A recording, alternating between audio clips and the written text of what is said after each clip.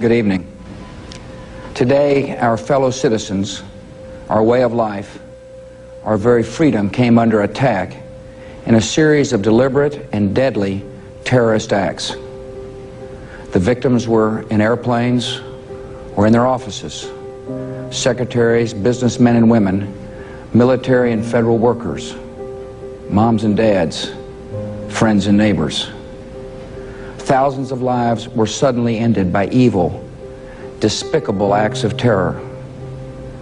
The pictures of airplanes flying into buildings, fires burning, huge structures collapsing, have filled us with disbelief, terrible sadness, and a quiet, unyielding anger.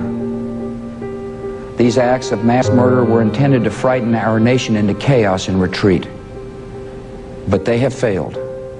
Our country is strong. A great people has been moved to defend a great nation.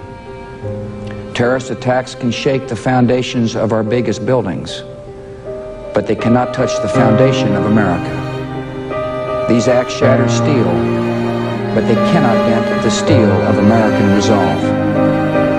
America was targeted for attack because we're the brightest beacon for freedom and opportunity in the world, and no one will keep that light from shining.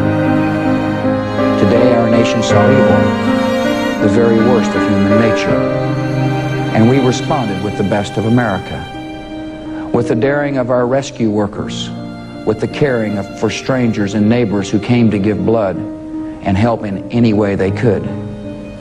Immediately following the first attack, I implemented our government's emergency response plans.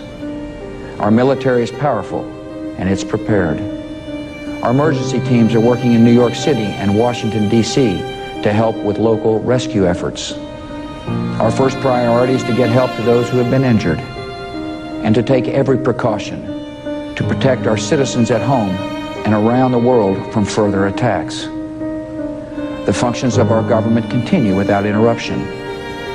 Federal agencies in Washington, which had to be evacuated today, are reopening for essential personnel tonight and will be open for business tomorrow.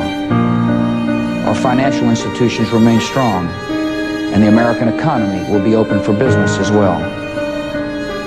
The search is underway for those who are behind these evil acts. I've directed the full resources of our intelligence and law enforcement communities to find those responsible and to bring them to justice.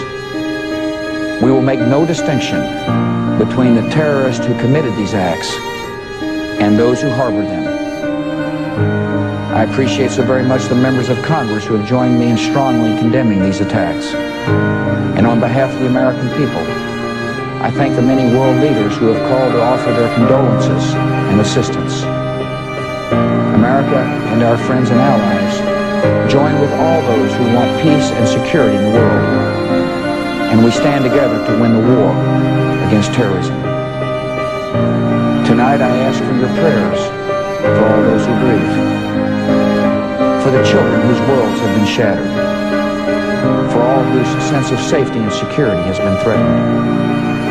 And I pray they will be comforted by a power greater than any of us, spoken through the ages in Psalm 23. Even though I walk through the valley of the shadow of death, I fear no evil, for you are with me. This is a day when all Americans from every walk of life unite in our resolve for justice and peace. America has stood down enemies before, and we will do so this time.